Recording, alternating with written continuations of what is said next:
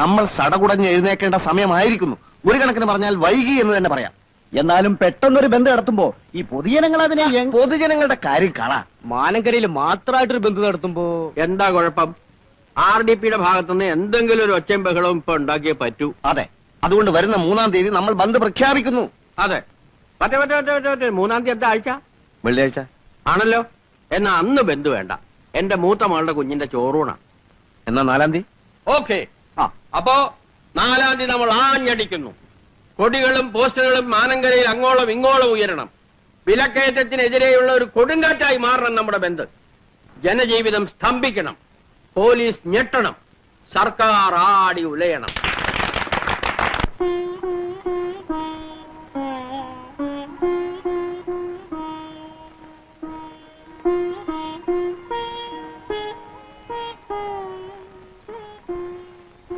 Wish you all the best. Thank you.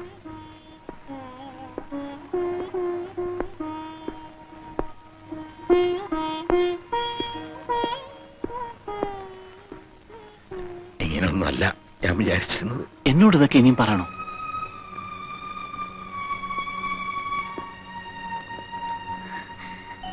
Retire ചെയ്ത് നാട്ടിലേക്ക് വരുമ്പോ അച്ഛൻ ഒരുപാട് മോഹങ്ങളുണ്ടായിരുന്നു. അതിലേറ്റവും വലുതായിരുന്നു നിന്റെ കല്യാണം.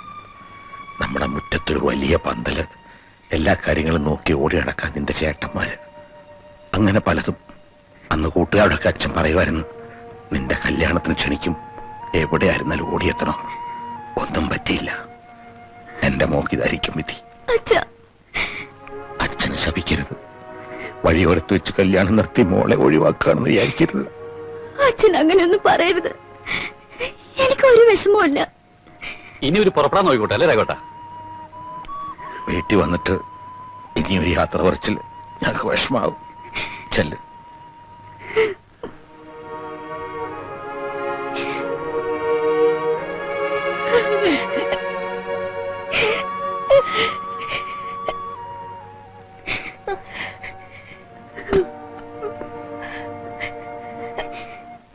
പുതിയ സ്ഥലത്ത് ജോയിൻ ചെയ്തതിന് ശേഷം ഒരു ദിവസം ഞങ്ങൾ വരാം. വരുമ്പോ കുറച്ചു ദിവസം അവിടെ താമസിക്കാൻ കൂടി തയ്യാറായിട്ട് വേണം വരാൻ.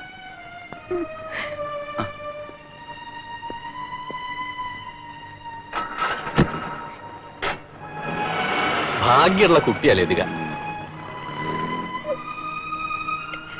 എന്നാലും ഒരു അനാഥ കുട്ടിയെ പോലെ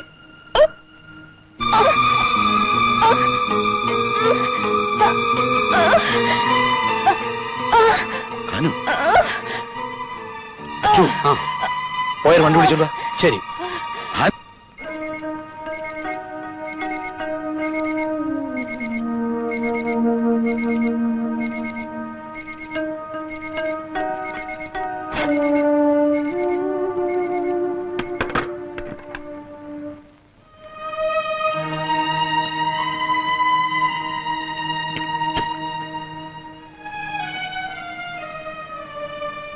രാഘവേട്ട, ഇങ്ങനെയുള്ള സമയത്ത് നമുക്ക് ധൈര്യം വേണ്ടത്. ദൈവം നമ്മളെ കൈവിടില്ല. ദൈവം എന്നെ കൈവിട്ടു. രാഘവേട്ട അങ്ങനെയൊന്നും പറയരുത്. ഞങ്ങളൊക്കെ ഇല്ലേ ഇവിടെ. സമാധാനമായിട്ടിരിക്കൂ. ഈ ആശുപത്രിയുടെ മെഡിക്കൽ ഷോപ്പിന്റെ കാര്യത്തിൽ നമ്മൾ എന്ത് നിലപാടെടുക്കും? അടപ്പിക്കണം. ബന്ദ് പൂർണ്ണമാവണമെങ്കിൽ ആശുപത്രി അടപ്പിക്കണം, മെഡിക്കൽ ഷോപ്പ് അടപ്പിക്കണം. അപ്പൊ ഇലക്ട്രിസിറ്റിയുടെയും പാൽ വിതരണത്തിന്റെയും കാര്യത്തില് എന്തത്ര സംശയം? ബഹുജനങ്ങൾക്ക് ജീവിക്കാൻ അത്യാവശ്യമുള്ള എല്ലാ സ്ഥാപനങ്ങളും സ്തംഭിപ്പിക്കണം. അതാണ് വേണ്ടത്. ഇതിത്ര ചോദിക്കാനൊക്കെ ഉണ്ടോ? എടോ പ്രഭാകര, ഒന്നവിടെ നിൽക്കുക. ഭാനുവെടുത്ത് ആസ്പത്രിയില്ല. എന്താ അസുഖം? ഒരു നെഞ്ചുവേന വന്ന് ബോധം കെട്ട് വീണു.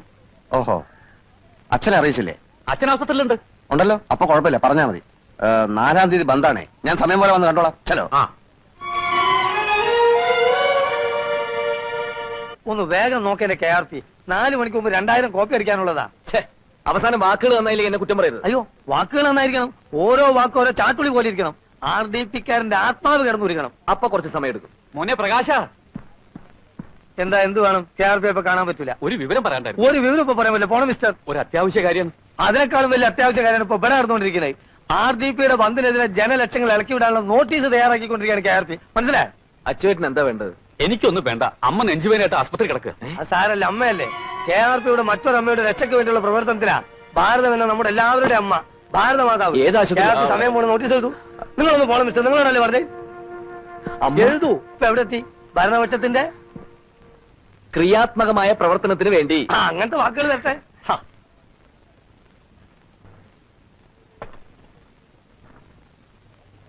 അധികം സംസാരിപ്പിക്കണ്ട കേട്ടോ.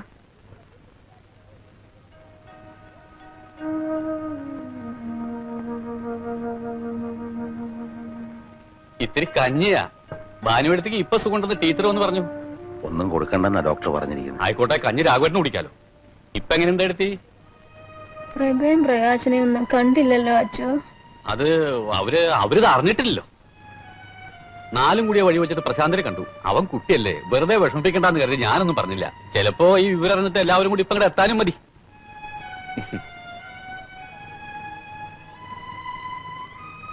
അച്ചു ഇങ്ങ് വന്നേ.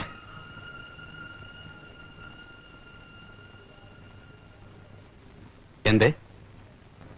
നീ പ്രഭയം പ്രകാശനെ കണ്ടില്ലേ? അച്ചു, നിന്നെ ഞാൻ ഇന്നോ ഇന്നലെ കാണാൻ തുടങ്ങിയല്ല. രണ്ടുപേരെ നീ കണ്ടു, നിന്റെ മുഖം കണ്ടറിയാം. എന്താ രാഘവേട്ട ഈ പറയണത്? നേര് പറ, നീ അവരെ കണ്ടില്ലേ? അതല്ലല്ലോ നമ്മുടെ ഇപ്പോഴത്തെ പ്രശ്നം. വെറുതെ ഒന്ന് അറിയാൻ വേണ്ടിട്ടാ. അതൊക്കെ കളാ രാഘവേട്ട. രാഘവേട്ടൻ ഇപ്പൊ എന്താ വേണ്ടത്? രാഘവേട്ടന്റെ എന്താ ആവശ്യത്തിന് ഞാനുണ്ട്, ടീച്ചറുണ്ട്. വേറെ എത്ര പേരെ വേണം സഹായത്തിന് പറ. എന്റെ മക്കള് തിരക്കിലാണല്ലേ. ഇതൊക്കെ ജീവിതത്തിലെ ഒരു അനുഭവങ്ങളാണ് അച്ചു. മക്കള്, രക്തബന്ധം എന്നൊക്കെ നമ്മൾ പറയാറില്ലേ, അതിനൊന്നും ഒരർത്ഥവും ഇല്ലടാ. വയസ്സുകാലത്ത് മക്കള് നമുക്ക് താങ്ങാകുമെന്ന് കരുതി നമ്മുടേതായിട്ടുള്ള എല്ലാവർക്കും കൊടുക്കുക. എനിക്ക് മനസ്സിലായി, നമുക്ക് നമ്മളെ ഉള്ളൂ. അച്ചു പൊയ്ക്കോ. എന്റെ മക്കള് തിരിഞ്ഞു നോക്കാത്തടത്ത് നിനക്ക് എന്ത് കാര്യം? അല്ല, ഞാൻ പൊയ്ക്കോ. ഇവിടെ ആരും വരണ്ട, എനിക്കാരും കാണുകയും വേണ്ട. എന്നോടും ഭാനുവിനോടും ദയവുണ്ടെങ്കിൽ ദൈവം ഞങ്ങളെ പെട്ടെന്ന് വിളിക്കും. ഭരണം അവരുടെ കയ്യിൽ, പോലീസ് അവരുടെ കയ്യിൽ. ടൗണിൽ അങ്ങോളം ഇങ്ങോളം പോലീസ് അണിനിരക്കുമെന്നാണ് കേൾക്കുന്നത്. അങ്ങനെ വരുമ്പോ എല്ലാ കടകളും തുറക്കും. നമ്മൾ പോലീസിനെ അറ്റാക്ക് ചെയ്യും. എന്ത് പിണ്ണാക്ക് വെച്ചാ നമ്മൾ പോലീസിനെ അറ്റാക്ക് ചെയ്യുന്നത്? പിണ്ണാക്കും. മിസ്റ്റർ കോട്ടപ്പള്ളി, അൺപാർലമെന്ററി ആയിട്ടുള്ള പദങ്ങൾ പ്രയോഗിക്കരുത്. പിണ്ണാക്ക് പാർലമെന്ററി ആയിട്ടുള്ള പദമാണ്. അതൊരു ഭക്ഷ്യവസ്തുവാണ്, പശുക്കൾ കഴിക്കുന്നത്. പക്ഷെ സന്ദർഭം അൺപാർലമെന്ററി ആണ്. Don't repeat it. എങ്ങനെ അറ്റാക്ക് ചെയ്യും എന്ന് പിള്ള സാർ പറഞ്ഞില്ല. ഛത്രപതി ശിവജിയുടെ രീതി, ചെമ്പടയുടെ രീതി, ഫെഡറൽ കാസ്ട്രോയുടെ രീതി. നമ്മുടെ മുമ്പിൽ ചരിത്ര പുസ്തകങ്ങളുണ്ടല്ലോ. Guerrilla warfare, ഒളിയുദ്ധം. അതിനൊക്കെ ആയുധം എവിടെ? വല്ലഭന് പുല്ലുമായുധം. വല്ലവന്റെ കാര്യമല്ല നമ്മൾ ഇവിടെ പറയുന്നത്. കരിങ്കല്ലുകളും നാടൻ കല്ലുകളുമാണ് നമ്മുടെ ആയുധങ്ങൾ. അത് വെച്ച് നമ്മൾ പോലീസിന്റെ നേർക്ക് മിസൈലുകൾ അയക്കും. അതിന് ടൗണിൽ എവിടെയാ ഒളിത്താവളങ്ങള്? അഴുക്കുവെള്ളം ഒഴുകുന്ന ഓടകൾ, പിന്നെ ആ അരയാൽ മരം. രാത്രി 12 മണിയോടുകൂടി നമ്മുടെ യോദ്ധാക്കൾ ഈ പറയുന്ന സ്ഥലങ്ങളിൽ സ്ഥാനം പിടിക്കണം. നനച്ചിരിക്കാത്ത നേരത്തായിരിക്കും അറ്റാക്ക്. സംഘർഷവും അരക്ഷിതാവസ്ഥയും സംജാതമായാൽ പിന്നെ ഒറ്റ കടകളും തുറക്കുകയില്ല. പോലീസ് പിടിച്ചാൽ പിടികൊടുക്കണം. കൈ നനയാതെ ഇവിടെ വിപ്ലവം വിജയിപ്പിക്കാൻ സാധ്യമല്ല. വരൂ, നമുക്ക് പോയി ഒളിത്താവളങ്ങൾ കണ്ടുപിടിക്കാം. എനിക്കിത് നടക്കുമെന്നുള്ള mister Kottappally, first obey, then question. Come on. അയ്യോ, എന്താ?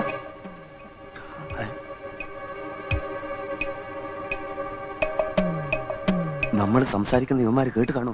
കേട്ട് കാണൂ. ഏതായാലും നിന്നിട്ട് കാര്യമില്ല. മുമ്പോട്ട് വെച്ചാൽ മുമ്പോട്ട് തന്നെ. വരൂ. ഈ തെണ്ടുകൾ ഇവിടെ ഉണ്ടായിരുന്നു. ഇവരെപ്പോ വീട്ടിനകത്ത് കയറി പറ്റി?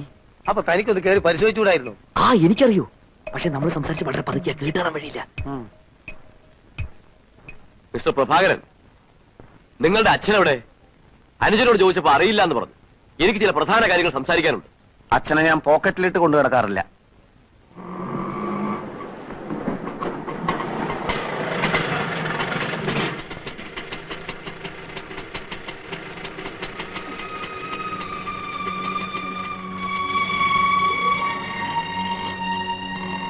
എല്ലാവരും ഉണ്ടല്ലോ. എന്താ അവിടെ വല്ല മീറ്റിംഗോ സത്യാഗ്രഹമോ വല്ലതും ഉണ്ടോ? അമ്മയ്ക്ക് എങ്ങനെയുണ്ട് അച്ഛാ? കുഴപ്പമൊന്നുമില്ല മോനെ. അച്ഛൻ ഇപ്പൊ വരാം. മോൻ പോവല്ലേ? അപ്പോ നമുക്ക് നീങ്ങാം. മോനും പോവല്ലേ? അമ്മയുടെ രോഗത്തെ കുറിച്ച് എല്ലാരോടും എനിക്ക് കുറച്ച് സംസാരിക്കാനുണ്ട്. 5 മിനിറ്റ് വെയിറ്റ് ചെയ്യല്ലേ?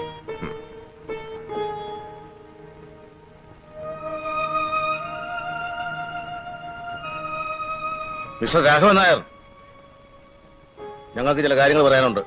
ഞങ്ങളുടെ വക്കീൽ നിങ്ങളോട് സംസാരിക്കും. ഇവക്ക് നല്ല സുഖമില്ല, ഞാനൊന്ന് കിടത്തിയിട്ട് വരാം.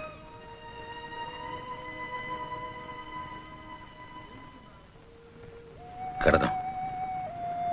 എനിക്ക് ക്ഷീണമൊന്നും തോന്നുന്നില്ലെന്നേ.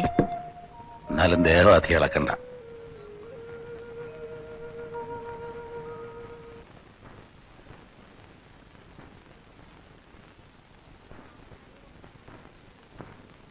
എന്റെ മക്കളും ബന്ധുക്കളും അല്ലാത്തൊരു തൽക്കാലം ഒന്ന് പുറത്തു പോയാൽ കൊള്ളാം.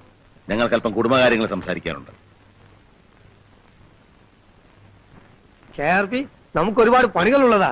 KRP CRP ഒക്കെ ഗേറ്റിന് പുറത്ത് ഇറങ്ങി പോണം മിസ്റ്റർ.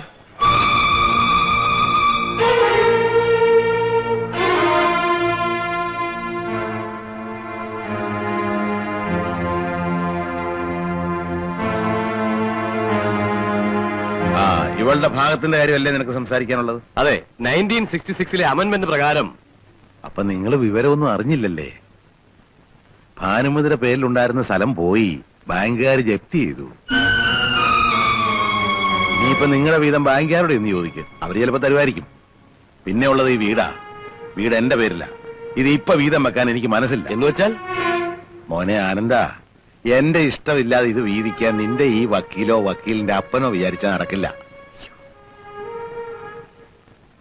എന്റെ മോളെ കെട്ടണമെന്ന് പറഞ്ഞ് ഞാൻ നിന്റെ പിന്നാലെ വന്നു. നിനക്കൊരു ഭാര്യയും കുടുംബവും ഉണ്ടാകണമെന്നുള്ളത് നിന്റെ ആവശ്യമായിരുന്നു. ഇവളല്ലായിരുന്ന വേറൊരുത്തെ നീ കെട്ടുകയും ചെയ്യുമായിരുന്നു അല്ലേ? ഞാനുമായിട്ട് ഒരു ബന്ധവും ഇല്ലാത്ത നിനക്കൊരു കുടുംബം ഉണ്ടാകാൻ വേണ്ടി എന്റെ സമ്പാദ്യത്തിന്റെ ഒരു വലിയ ഭാഗം ചെലവഴിച്ചവനാ ഞാൻ. ആ കുറ്റത്തിനാണോ നീ ഇപ്പൊ എന്നെ ശിക്ഷിക്കുന്നത്? എന്ത് ധൈര്യത്തിലാ നീ ഈ വക്കീലിനെ കൂട്ടി പടി കയറിയത്? നീ സമ്പാദിച്ചു വല്ല ഇവിടെ ഇരിപ്പുണ്ടോ? ഭാര്യയെ നോക്കേണ്ടത് ഭർത്താവിന്റെ മാത്രം കടമയാണ്. അത് ഒരിക്കലും ഭാര്യ വീട്ടുകാരെ ആശ്രയിച്ചിട്ടാകരുത്. നിനക്കും ഉണ്ടല്ലോ മോളെ 2 കുഞ്ഞുങ്ങള്. നാളെ അവര് നിന്നോട് ഇങ്ങനെ പെരുമാറിയാൽ എന്തായിരിക്കും നിന്റെ സ്ഥിതി?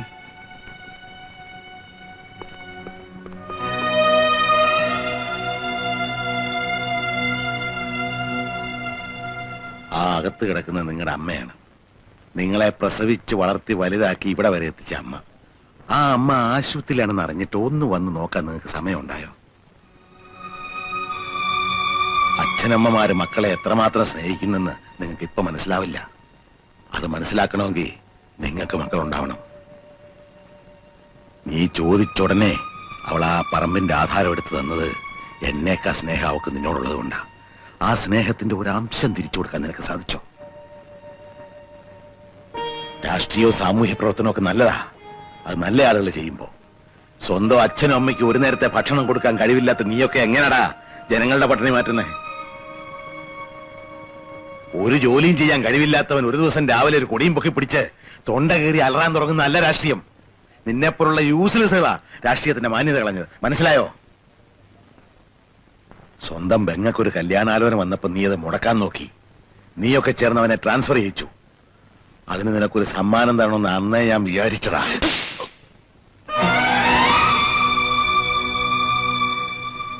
ഏതൊരു ബിസിനസ്സിലും മുതൽ മുടക്കുന്ന ലാഭം കിട്ടണം, അല്ല ബിസിനസ് പൊളിയും. എന്റെ ബിസിനസ് പൊളിഞ്ഞിരിക്കുകയാണ്. നീയൊക്കെ ജനിച്ച അന്ന് മുതൽ ഈ ദിവസം വരെ എന്റെ ചോരയെ നീരുവായിരുന്നു എന്റെ ഇൻവെസ്റ്റ്മെന്റ്. അത് വറ്റിക്കഴിഞ്ഞിരിക്കുന്നു. അതുകൊണ്ട് ഇത് ഇവിടെ അവസാനിപ്പിക്കാം. ഇറങ്ങും പുറത്ത്. ഇനി എനിക്ക് മക്കളുമില്ല മരുമക്കളുമില്ല. എല്ലാം ഇപ്പൊ ഇറങ്ങണം.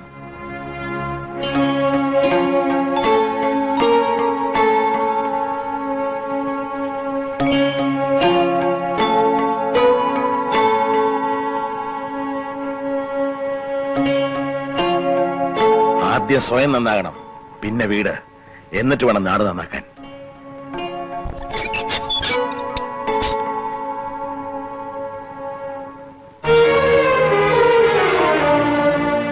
ഭാനു, ഇനി ഈ വീടാകെ ഒന്ന് അടിച്ചു വൃത്തിയാക്കി ചാണകവെള്ളം തളിക്കണം. ഒരു നിലവിളക്കും കത്തിച്ചു വെക്കാം. ആദ്യം ഒരു ഐശ്വര്യം വരട്ടെ.